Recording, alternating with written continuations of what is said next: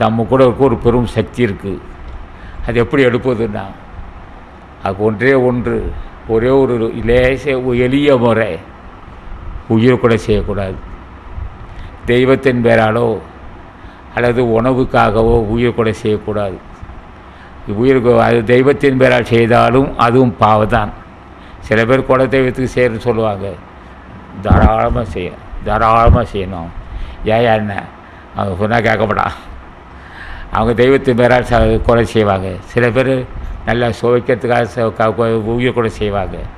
எனக்கு உயிர் கொலை செய்ய செய்ய அந்த அறிவு மங்கி போயிடும். புலால் ஒன்று கண்டரும், அதாவது மாமிசம். இது மாமிசங்கிறது அது ஒரு மாங்கிசன்னு சொல்லுவாங்க. ஒரு முறை மாமிசம் சாப்பிடுகிறவருக்கு இறையருள் கிடையாது என்று நான் சொல்லலை, வள்ளுவனே சொல்லியிருக்கிறான். ஆகவே எந்த அளவுக்கு சைவத்தை மேற்கொள்கிறோமோ அந்த அளவுக்கு இறையருள் பெறலாம். உயிர் கொலை அரசாணை கேட்குறோம். நான் அடியேன் எந்த உயிருக்கு தீங்கு செய்யாத ஒரு பக்குவத்தை தர வேண்டும். எவ்வுயிரையும் கொண்டு உண்ணுகின்ற கொடுமையான பாவம் அடியேன் செய்யக்கூடாது. இதுக்கு முன்னே நானே புலான்னு சாப்பிட்டவேன் கேட்டிருக்கேன். இப்போ அப்படியே கேட்டுக்கிட்டே வந்தேன்.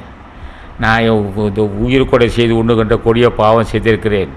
உயிர் கொலை செய்து உண்டா பாவி, குருநெந்தை செய்த பாவி, பிறரை அவமதித்த பாவி, பிறர் பொறாமை கொண்ட பாவி, யான் என்ற குருவம் கொண்ட பாவி, இத்தனை பாவத்தையும் திருவடி சமர்ப்பிக்கிறேன். என்னையும் பொருட்டாக ஏற்று அருள் செய்து கேட்டிருக்கிறேன். ஆக நாம் எல்லோரும் ஒரு முடிவு எடுக்க வேண்டும். ஒரு இப்போ இதுவரையிலும் கறி சாப்பிட்ருக்கலாம், ஒரு உயிரை கொண்டு சாப்பிட்ருக்கலாம். ஏன்னா படை கொண்டா நெஞ்சம் போல் நன்று ஊக்காது ஒன்றன் உடல் சுவை உண்டாருமன் நான் வள்ளுவன்.